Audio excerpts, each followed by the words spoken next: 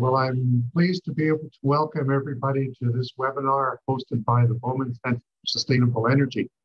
The Bowman Center is a national sustainable energy think tank.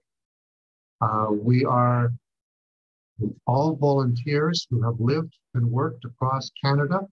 And in the spirit of respect and friendship, we acknowledge that our office, which is located in Sarnia, Ontario, is on the traditional territories of Three Fires Confederacy. Today, I'm delighted to be able to welcome everybody to a presentation delivered by Dr. Asgarpour. He is the President, CEO of the Petroleum Technology Alliance Canada, also known as PTAC. Bowman Center has been able to participate in further with PTAC and the various member companies of PTAC, as we have been focused on hydrocarbons as just one aspect of Canada's sustainable energy future. Today, Dr. Asgarpour has a topic pertaining to the building a robust clean tech industry while promoting the sustainable oil and gas business. And whereas he's normally based in Calgary, Vancouver, and this presentation is being recorded so that we will be able to share it at some point in the future. Gil, thank you very much for joining us. I relinquish control of this webinar to you. Well, Marshall, thank you for inviting me. Really appreciate that. And it's my pleasure to talk to you. I thought maybe we can have dialogue. So any place that you want to have a questions or you have a comment, etc., please go ahead and pose your question or your state your comment. And I think, as you can see, the title is Building a Robust Clean Tech Industry. And I was looking at actually the world economic growth and what is expected by 2030. And it seems that the world economy is gonna grow by 40%. And so then we realize that oil and gas has always played a major role in providing reliable source of energy. The question is the way that we are producing and we are consuming oil and gas. If we want to get to net zero, we have to change it. We have to use different approach. So this presentation is about how clean tech can help us achieve net zero, or at least try to reduce emissions significantly, talk about the challenges and also opportunities, etc., in doing so. So let me start with this agenda, which is essentially, let's talk about greenhouse gas emissions from oil and gas sector. And by sector, of course, I mean, including oil sands and other sources of hydrocarbon. And then talk about the path to net zero oil and gas production and consumption. The technologies that there are key is methane emissions reduction technologies. Actually, they can economically reduce greenhouse gas emissions. CO2 emissions reduction, this would be mainly through CCUS or CCS, estimate ratio optimization, eco-efficient technologies. Again, these would be something for reducing greenhouse gas emissions from production of oil and gas and hydrogen. Of course, some of these technologies are extremely costly. Some of them, they have major challenges. But if you want to reduce the greenhouse gas emissions, these are some of the technologies that they would be capable of doing it. Then we want to talk about PTAC's initiative to reduce methane emissions, have a discussion on CCUS projects to reduce greenhouse gas emissions, and then talk about greenhouse gas emissions from consumption of oil and gas. And the technologies, again, would be CCUS or CCS, hydrogen, nuclear technologies, and other technologies. So this shows the countries that have made commitment to net zero. And as you can see, 70% of them, they made the commitment. The gray area is countries that they haven't made any commitment yet. You can see some countries, very few of them, that they have already achieved net zero. Some are gonna meet the target by 2030, but by far the majority are either 2050 or beyond 2050 that they are targeting to reach the net zero target. Here shows essentially greenhouse gas emissions from various countries. As you can see, 5 countries, China, the United States, India, Russia, and Indonesia, they represent 50% of greenhouse gas emissions. Canada greenhouse gas emissions, as you can see, is around 1.6%. So where is this greenhouse gas emissions is coming? This is a source of greenhouse gas emissions. When we look very carefully, we can see actually like transportation, majority of it is from consuming products from oil mainly and gas. The burning for generating electricity and heat, and some of the other areas are all related to hydrocarbon and fossil fuel, essentially. When it comes to oil production from Canada and also the consumption, you can see that we are producing around 4.8 million barrels per day.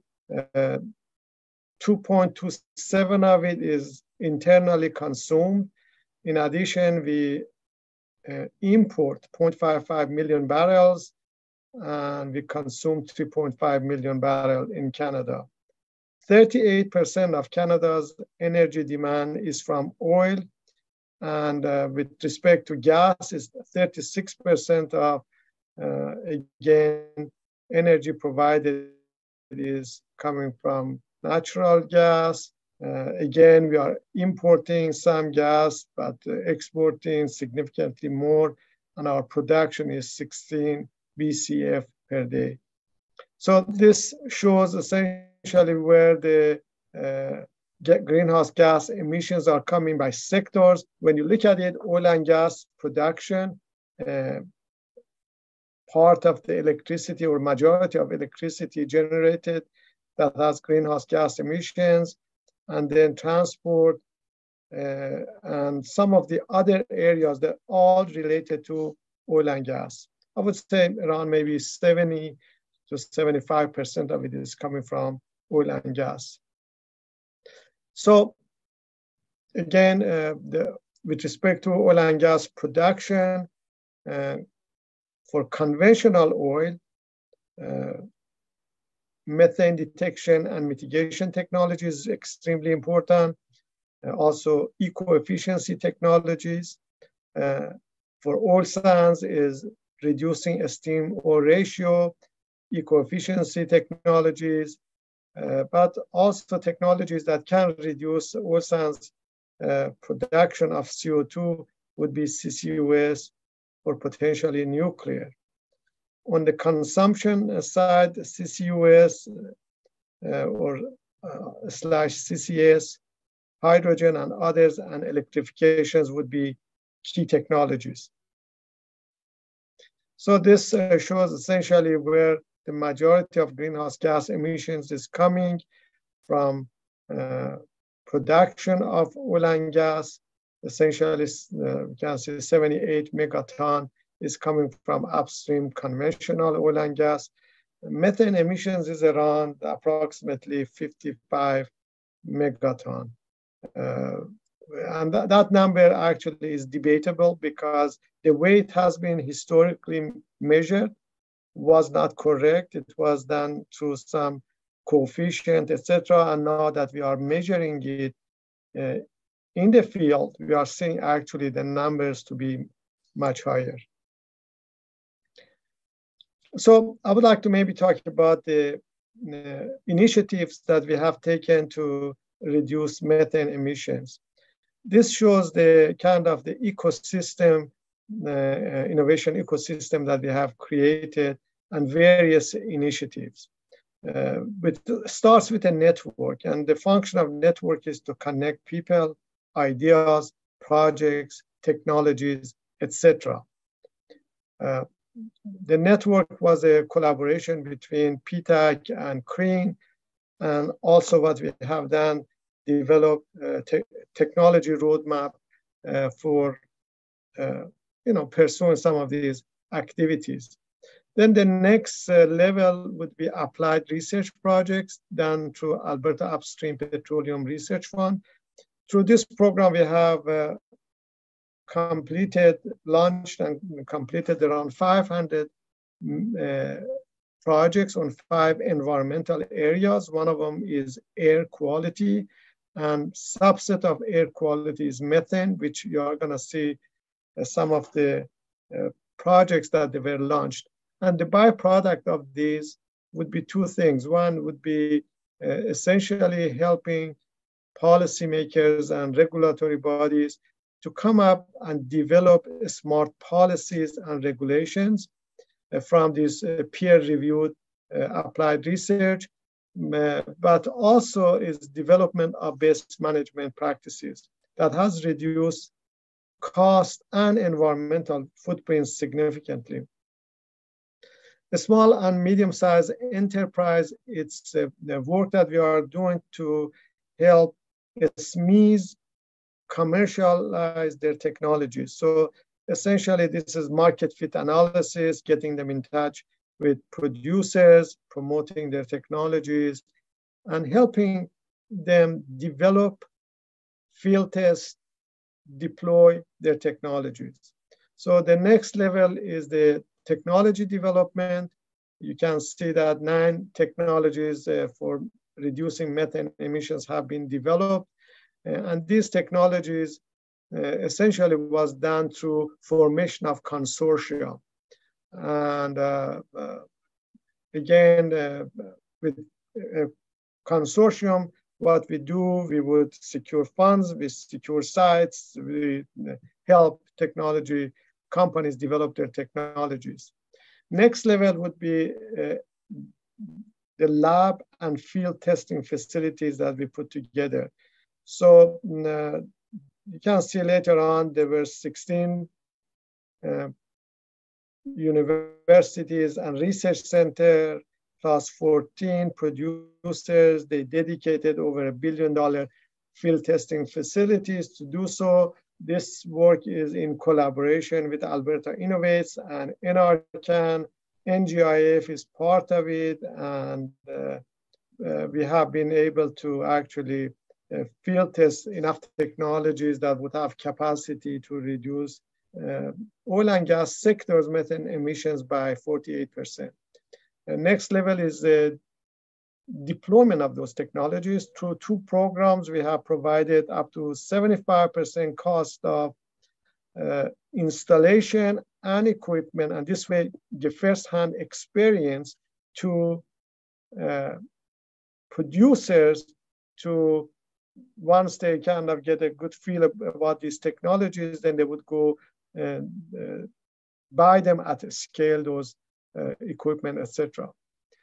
On the global outreach and trade missions, etc., what we have been doing is trying to help SMEs export their technologies globally and increase market uptake of their technologies.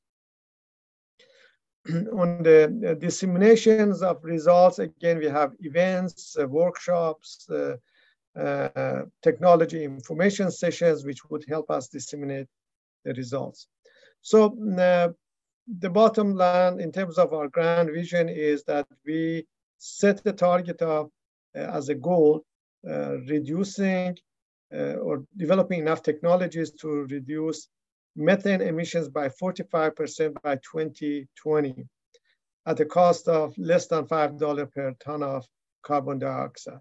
We actually met this target and exceeded last year, where last year we announced that our technologies developed through PTAC consortia with, of course, massive collaboration with many, many organizations. Now they have capacity of reducing methane emissions by 48%. Our long-term vision is to increase technology capacity to 90% by 2030. And of course, part of it is also about methane detection technologies. So this is a list of best management practices that we have developed through the applied research program that I just mentioned. This would be some of the studies that actually were conducted related to methane. These are applied research, again, studies. All of them were done by universities and reputable engineering firms, and are peer-reviewed studies. This is a list of some of the methane detection technologies that they were demonstrated. And we are using sophisticated sensors, plus using either drones or trucks or aerial or handheld, stationary, etc. One project that we did, which is a relatively big project, an area of over 2,500 square kilometers, operated by 30 producers, and there were 200 large facilities. We went and measured methane emissions equipment by equipment, and we repeated regularly.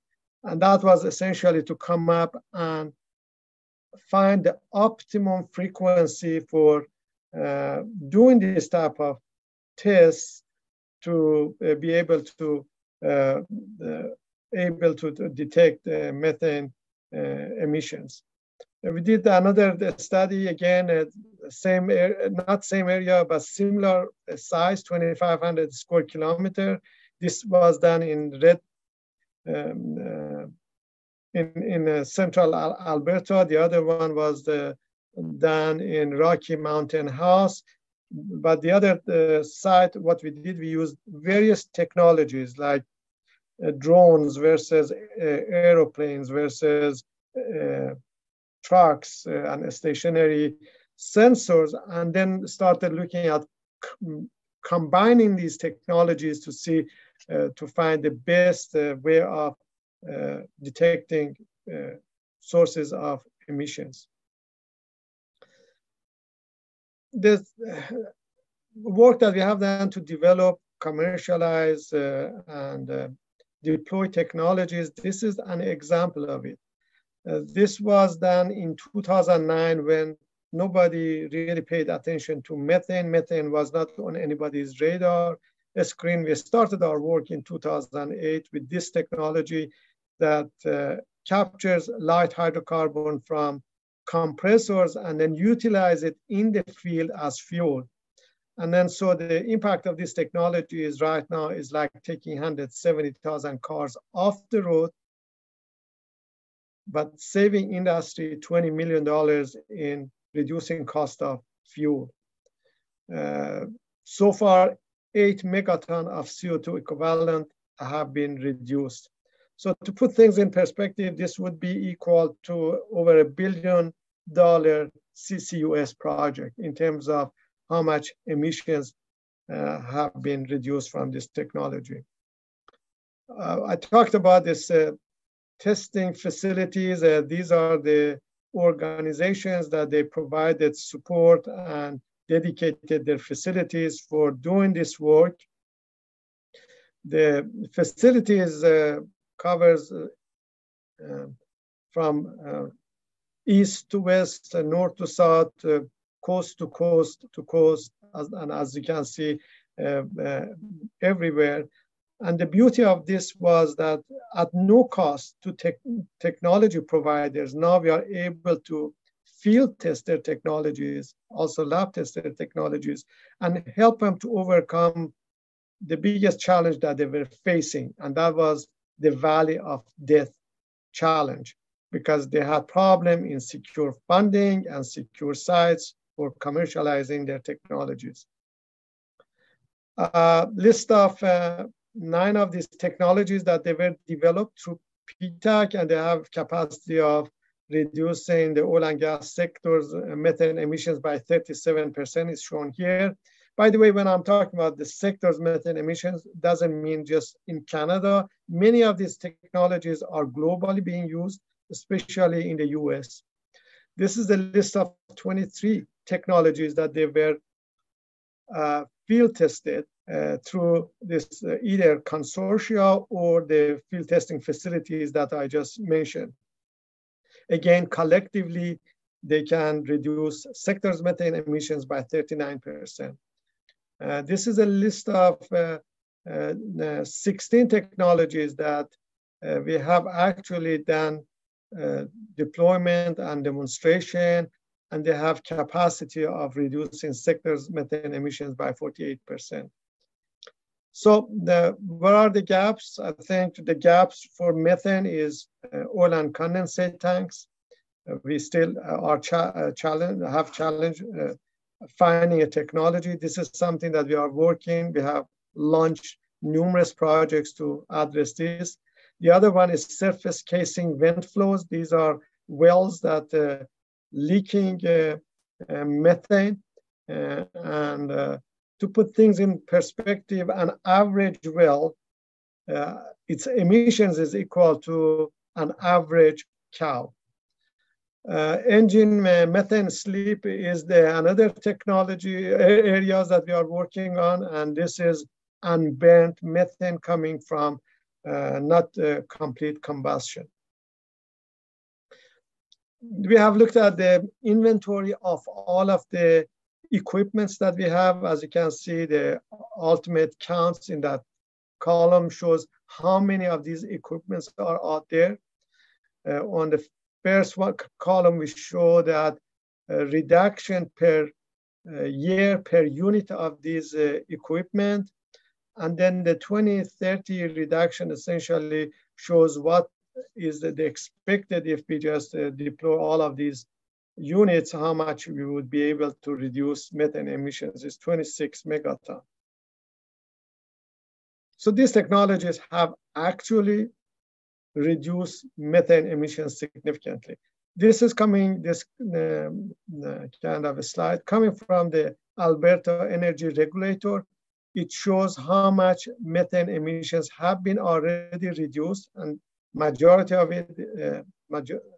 of this reduction are due to these technologies, but also with the help of regulatory bodies that they set the target, etc. And I can tell you that majority of these technologies are actually making money for producers. Not only they are reducing their methane emissions, but they are making money by deploying these technologies. So any questions on methane before I go to carbon capture, utilization, and storage? Okay, if not, then the next one is CCUS, which essentially can help us to, achieve cleaner oil and gas. It would help decarbonizing heavy industries, cement industry, etc., low carbon power, low carbon hydrogen production, and of course, CO2 based industries. The world requires numerous of these technologies to be developed, and this is actually coming from the source is International Energy Agency that shows that from now till 2030, we have to increase the number of CCUS drastically. As you can see, it's something that potentially it's going to be a major challenge to get all of them happening to meet the milestones of 2030 to get to the net zero by 2050. The biggest challenge of CCUS is cost. The cost is really high. I mean, in Canada, we are talking about around a carbon price of $175 per ton of CO2 to make it economic. Pathways just announced that they are going to spend $22 billion by 2030 to get to a target of reducing methane emissions by around 22 megatons of CO2 equivalent. So, and that is essentially, the target would be the CO2 that comes from generating steam for oil sands, then chunk of it then would be sequestered, etc. Canada has experience in this area. There are still some people question whether sequestration is gonna work and is not gonna leak later on, etc. But the experience and the work that has been done so far shows that actually this could be, there is no sign of this happening so far. So the next one is about hydrogen and the challenges of hydrogen. So this is kind of a schematic of, how hydrogen can be utilized, the hydrogen economy. Again, the challenge with hydrogen is, for generating hydrogen, I mean, it's either green or blue. Green hydrogen, the costs are extremely high, could be 2 to 3 times higher than even blue. And the challenge is that, there are numerous technical challenges. First is with respect to transportation, that if it's carbon steel, then it cannot really be a good carrier for it. Its safety is one of the considerations, especially if you are going to have a station everywhere to provide fuel for cars, etc. In my opinion, the area that really hydrogen could be really effective would be used as a storage. And also the other area that can be used would be for transportation, like for aeroplanes, or also for big heavy trucks, etc. So again, this is another schematic of where hydrogen could be generated, as I said, from electrolysis, etc., or through methane reforming, and then be utilized various places. Again, this would be applications of hydrogen in this slide. And as I mentioned, safety would be a challenge, a massive infrastructure. This would require huge amount of money. Stations are not in proximity to the pipelines, etc. So you can just see some of the challenges that we have. So I have to move faster because it seems I'm running out of time. Nuclear technology, again, here shows the cost, being reliable, emission-free, etc., as opportunities or pro. And then the cons would, of course, would be high capital cost and technical feasibility and economic viability, etc. We did 4 phases of studies to evaluate application of nuclear for oil sands. And the bottom line is the study results says that we cannot use water-cooled reactor. It wouldn't generate enough temperature. High temperature gas reactors were feasible technically. And then we actually evaluate few of those reactors, as you can see.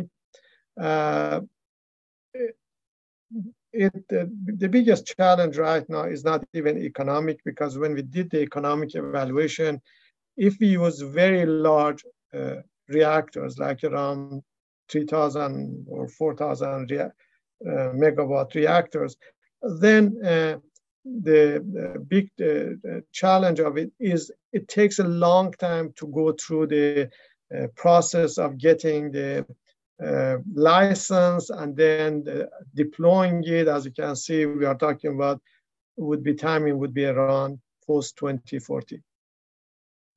So in summary, I think achieving net zero requires robust innovation, policies, regulations, social, and more important than any of them, behavior dimensions. I think we gotta really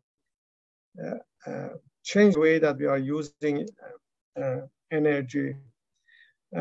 Transformation of the end user sector and energy supply chain would be another important area. Integrated planning. We cannot just look at these things just in isolation in oil and gas.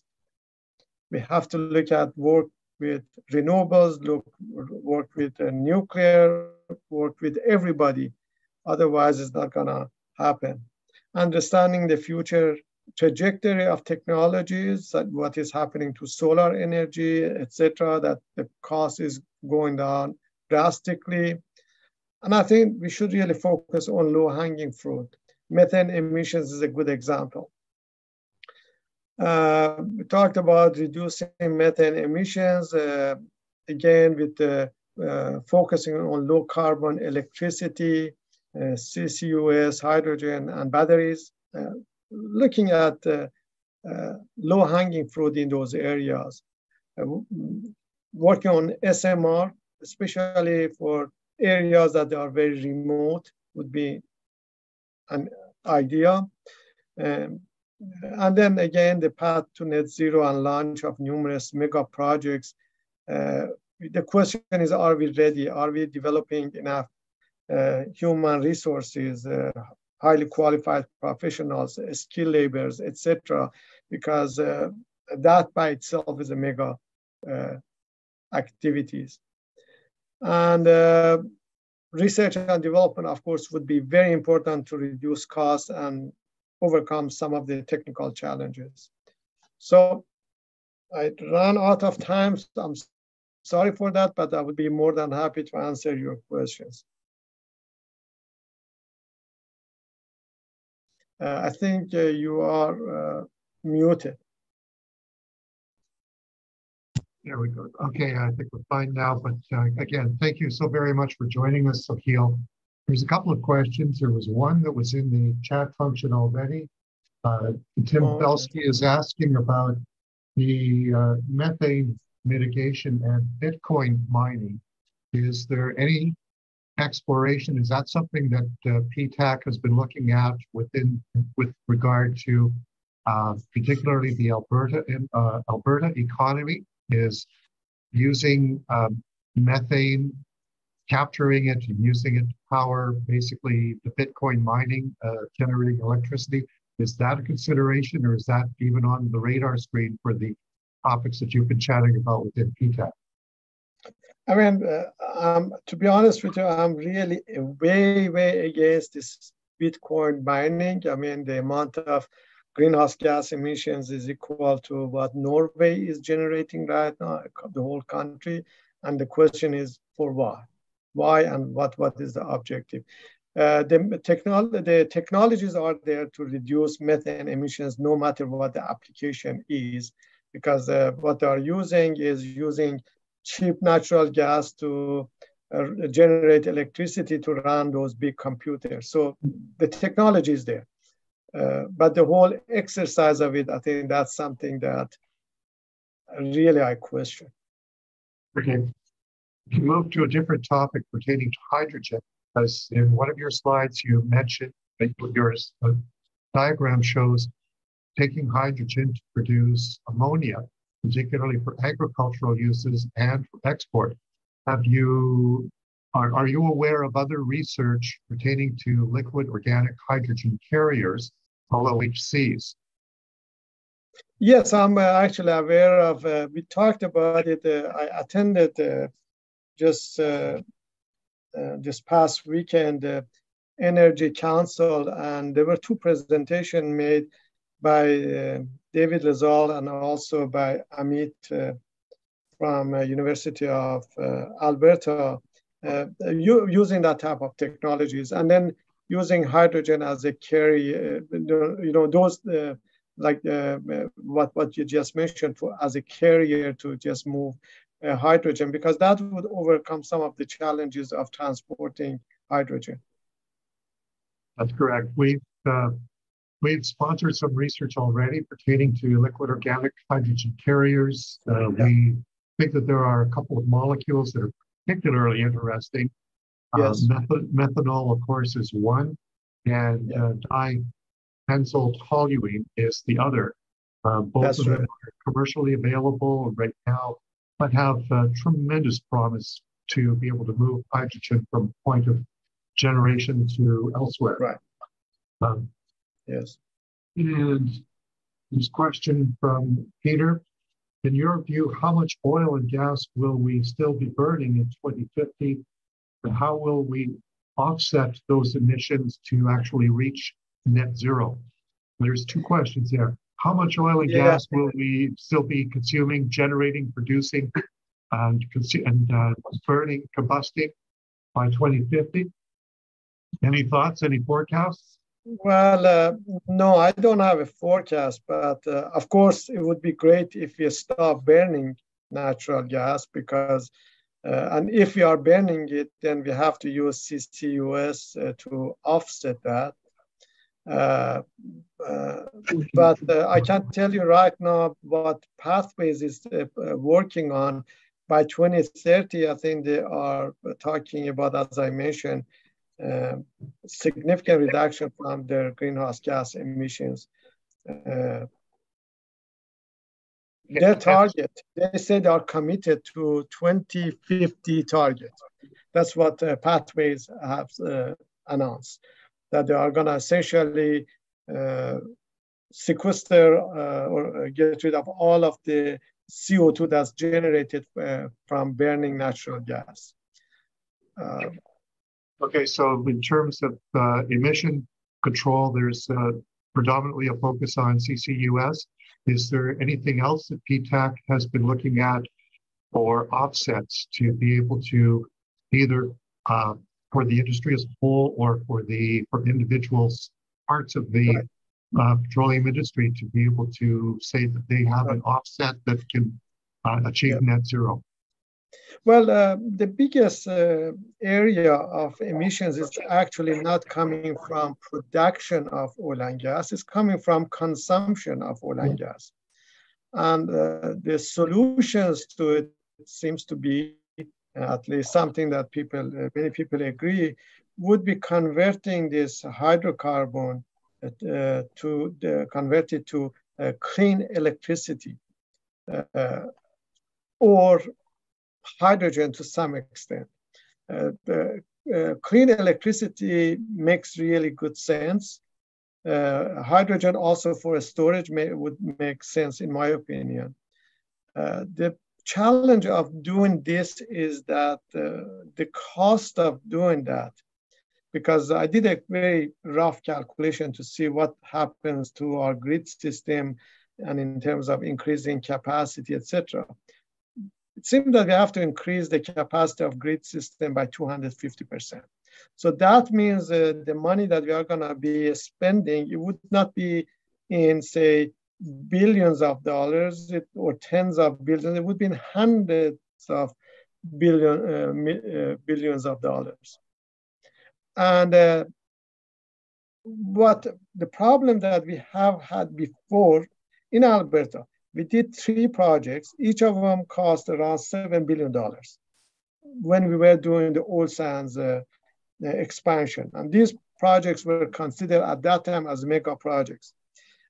And these the $7 billion projects resulted in major cost overrun. shortage of manpower, skilled labor, highly qualified professionals, and actually loss of productivity, etc. Well, these projects that we are talking about, they are not $7 billion or $20 billion. They are not even $70 billion. They would be more than $700 billion. So how are we gonna manage it? It's just a practical aspect of it, which is very, very important. And that means if we really are serious, we gotta start finding solutions now, start developing the skill labors that we require and highly qualified professionals, and especially developing people that they can manage these mega projects. Because when we were running these $7 billion projects, that required completely different skill than the guys that they were running $50 million projects. And then now we are talking about 2 orders of magnitude higher for do it. And then so that requires completely different skills, and do we have it? So those are the big challenges. And they are big challenges because you know and I know, and we're trying to promote that the energy sector overall in Canada represents somewhere between 6 and 10% of our GDP. We need to make sure that we plan, prepare, and deliver a robust transition plan to make sure that everything happens correctly. Now, there is a comment and question from Eddie Isaacs, and I know you know him very well. Oh, yeah, right. Regarding the work on methane, the information you shared, the slides you shared about the methane reductions is really quite impressive. Other than presentations such as this that we help promote as well, what else are you able to achieve? How else can this be done so it's the reduction of methane emissions is better known and understood? No, that's an excellent question. And, you know, it's the problem that we are running at PTAC. We are a neutral facilitator, and it's kind of our structure is to just focus on doing the work, heads down and doing the work, and not really put huge amount of energy on communications. But this is something that we really need to do, and we haven't done a good job of it. I mean, in terms of the impact that methane can have, is just huge in terms of reducing greenhouse gas emissions. And the beauty of it is, of course, is cost effective. I was talking to a technology providers that recently that he was saying, this is exactly what Eddie said. He says, well, people need to know what is happening here in terms of the impact, etc., and making sure that we would move it to a different level in terms of reduction of methane emissions. As I mentioned, we don't have technologies for some of them right now, but it would be so important to work on developing those technologies. Communicating this information globally is also very important. We kind of are launching some international programs trying to promote Canadian technologies globally. The next initiative is a trade mission that we are going to have during CERA Week in Houston, and taking several of these technology providers over there to kind of showcase their technologies and then capture some of the US market opportunities. Part of the communication issue, of course, is that more and more people are becoming very much aware of Scope 1, Scope 2, and Scope 3. Scope 1 being directly from the project, Scope 2 are the indirect ones, and Scope 3 are from the final consumption and use of the products. Again, focusing on the methane emission reductions, is there an opportunity to communicate that better through a better understanding of the Scope 3 emission reductions. And taking this on a tangent, we talked briefly about nuclear power. Is there the opportunity for small modular reactor to either produce hydrogen to help with emission reductions or to offset things entirely? I realize that's a complex question, but is there some opportunity for PTAC to better explain Scope 1, Scope 2, Scope 3 emission reductions and draw into that some hydrogen and SMR concerns? Sure. Well, there is this presentation that I'm supposed to make at the World Petroleum Congress on methane. And I think that's kind of where we are trying to prepare exactly what you said for that event. On the communications also, we have published a report, but it hasn't been disseminated properly, and that is what we are trying to do through GMI Global Methane Initiatives. All of these technologies that I talked, they are on GMI's website, Global Methane Initiatives. So people can read them. And also I put a report together if anybody is interested. The detail and all of the information that I presented, would be in that report. So if you are interested, I can send a copy to your fellows, etc., and then kind of disseminate that information this way. Okay, we have that noted, and we will see about adding links and additional information about the global methane initiative to our website. And because, of course, the Bowman Center for Sustainable Energy, founded over a decade ago, we've been dealing with questions about Canada's sustainable energy future for all of that time. We've been doing our own research, certainly enjoyed collaborating with you. And I note others that are on the call, particularly from the University of Western Ontario. We have enjoyed and continue to enjoy some collaboration with other academics. We see ourselves as trying to be a bridge between industry and academia, as well as other sustainable energy think tanks, because day by day, we're getting closer and closer to the expected deadlines. And we know, as I'm sure you do, that the delays that Canada is noted for need to be addressed. We need to be able to focus on doing things more quickly, more succinctly, and achieving much better sustainable energy future for the country. Sure. And I should also acknowledge the contribution of Eddie. Eddie, when he was the head of Alberta Innovates, supported these programs, supported our activities, and so without his help, we wouldn't be where we are today. So Eddie, thank you for your mentorship and everything else. Well, we agree wholeheartedly with any recognition that we can offer to Eddie. Very much appreciated. Yeah, thanks. I'm not aware of any other questions within the chat function, and I know that there's still some questions about small modular reactors. Is that correct, Ed? Small modular. Yeah. A slide showing methane projected reduction, all of the impressive methane reduction work underway. The projected methane reductions is modest. Is there still enough reduction available to make a significant reduction in consumer Scope 2 emissions, particularly the SMR hydrogen production, even with the carbon capture system?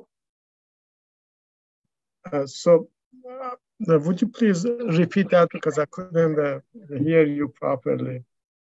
Well, there's been substantial emission methane reduction already.